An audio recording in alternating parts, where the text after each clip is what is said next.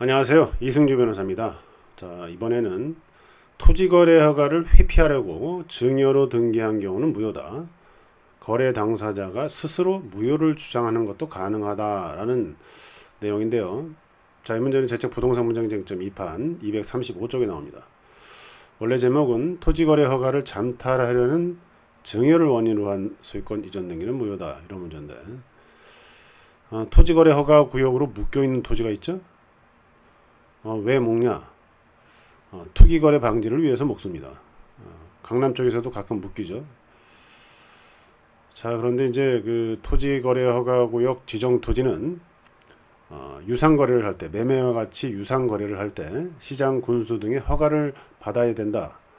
허가 없는 거래는 무효다라고 부동산 거래 신고법에 규정되어 있습니다. 자, 부동산 거래 신고법은 허가 없는 거래는 무효다 이런 식으로 허가를 먼저 받고 그 다음에 매매계약 같은 걸 체결해라 뭐 이런 식으로 돼 있어요. 그런데 보통 어떻습니까? 매매계약 체결하고 그 다음에 허가 받으려고 행동을 하죠. 그러다 보니까 법에 그냥 무효다 이렇게 돼 있는데도 불구하고 법원에서 유동적 무효 법리를 만들었습니다.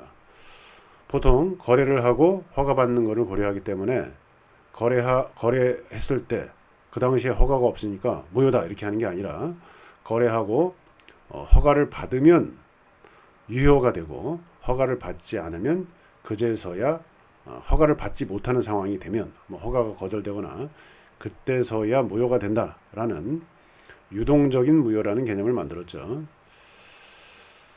자, 제가 이제 뭐라고 말씀드렸냐면 유상계약, 매매와 같은 유상계약이라고 말씀드렸어요. 토지거래 허가를 받는 토지거래 허가 구역으로 묶여가지고 토지거래 허가가 필요한 경우에는 매매와 같은 유상거래를 전제한다. 증여는 유상거래가 아니고 무상계약입니다. 따라서 증여계약은 토지거래 허가 구역이라도 허가를 받을 필요가 없어요. 그러다 보니까 실제 매매인데 증여로 등기해버리는 경우가 있는 거예요. 세종 같은 데서 그런 일들이 좀 있었던 것 같습니다. 자, 그런데 실질은 매매인데 돈을 주고 받았는데 허가를 받지 않으려고 허가 없이 거래하려고 허가를 못 받으니까 그런 거예요. 요건이 안 되니까 증여 등기를 냈다. 이거는 처음부터 토지거래 허가 구역에 따른 허가를 잠탈하기 위한 증여계약이죠. 이런 거는 처음부터 그냥 확정적으로 무효라고 봅니다. 유동적 무효 법리에도 불구하고 처음부터 그냥 바로 무효라는 거죠. 따라서 증여 등기도 무효가 됩니다. 왜냐하면은 강행 규정이라는 거예요.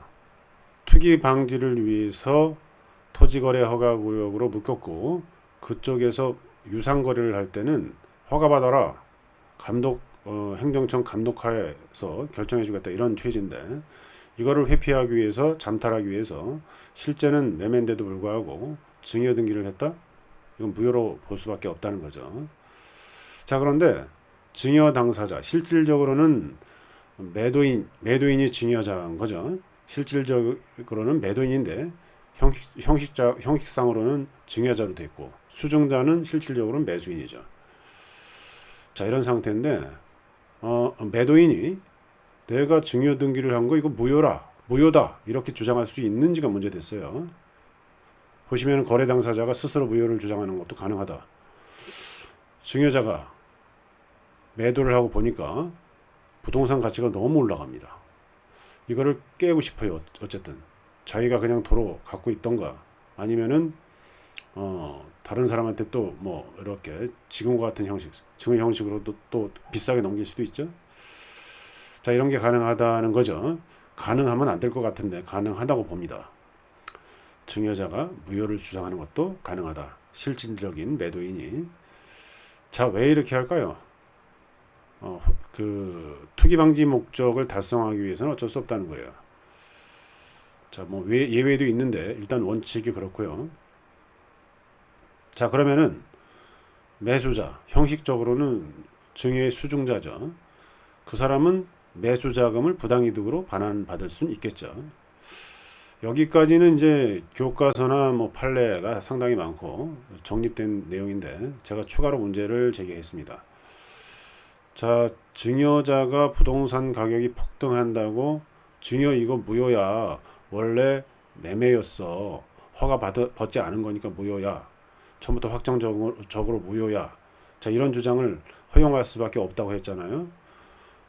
매수인 입장에서는 매수 자금만 도로 찾고 말게 되는데 폭등 어쨌든 매도인이 찾아가게 되면 부동산을 찾아가게 되면 그 폭등한 부동산 가치를 매도인이 갖게 되는 꼴이 되죠.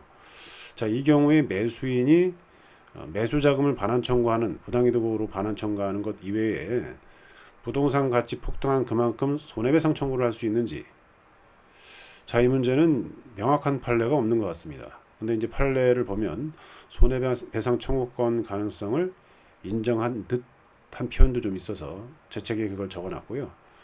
저는 개인적으로 한번 해볼 만하다라는 생각을 갖고 있습니다.